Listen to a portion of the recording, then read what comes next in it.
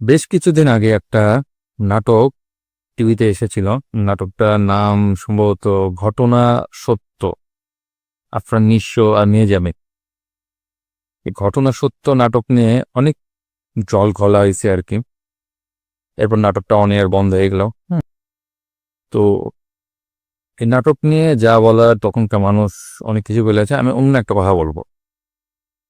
দেখুন, ওই নাটকের আগে বেসিকটা বলে নি আর কি, যেটা গল্প সেটা হচ্ছে আফরান নিঃস্ব আর মেহজাবিন হাজব্যান্ড ওয়াইফ, এরা চুরি করে, সবসময় চুরি করে আর কি। তো এদের এক বাচ্চা হয়, শেষে দেখা যায় বাচ্চা অটিস্টিক। তো লাস্টে একটা ডায়লগ দেওয়া হয় যে আপনার পরমের ফলের কারণেই বাচ্চাটা এরকম হয়েছে। এটা নিয়ে সারা বাংলাদেশ অনেক হইচই হয় যে এটা কেমন কথা। অবশ্যই এটা একটা ফালতু কথা আর কি, অবৈজ্ঞানিক কথা। এটা সবাই জানে যে অনেক ভালো বাবা মা আছে যারা জীবনে কোনোদিন কোনো অপরাধ বা কিছুই করেনি, তাদের সন্তানও এরকম অটিস্টিক। তো তারা এই ধরনের নাটক দেখে খুব কষ্ট পেয়েছেন, স্বাভাবিক। বাংলাদেশের খুব নামকরা দুজন অ্যাক্টর এবং খুব নামকরা ডাইরেক্টর, এবং এরকম একটা জায়গা থেকে এরকম একটা নাটক যেখানে মেসেজ দেওয়া হচ্ছে যে আপনার কর্মফলের প্রেক্ষিতে আপনার এরকম একটা ডিসেবল চাইল্ড হচ্ছে। কিন্তু আমি একটা কথা যেটা এখন বলতে চাচ্ছি আর কি, সেটা হচ্ছে এই নাটকটার গল্পের পর স্ক্রিপ্ট, এরপর প্রডিউসার, এরপর আফরান নিঃস্ব মেহজাবিন, এরপর নাটকটা শুটিং হলো, শুটিং এ অনেক লোক ছিল, এরপর চ্যানেলে জমা হলো, এরপর যারা হ্যাড বিজ্ঞাপন দেয় আর কি, তারা নাটকটা দেখলো, এবং শেষমেশ অন ইয়ার হলো।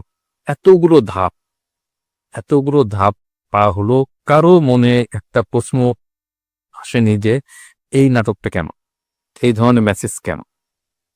এই চিন্তাটা কেউ করেছেন কখনো যে এতগুলো ধাপে কেউ এই নাটকটার এই ধরনের মেসেজ নিয়ে প্রশ্ন করলো না কেন?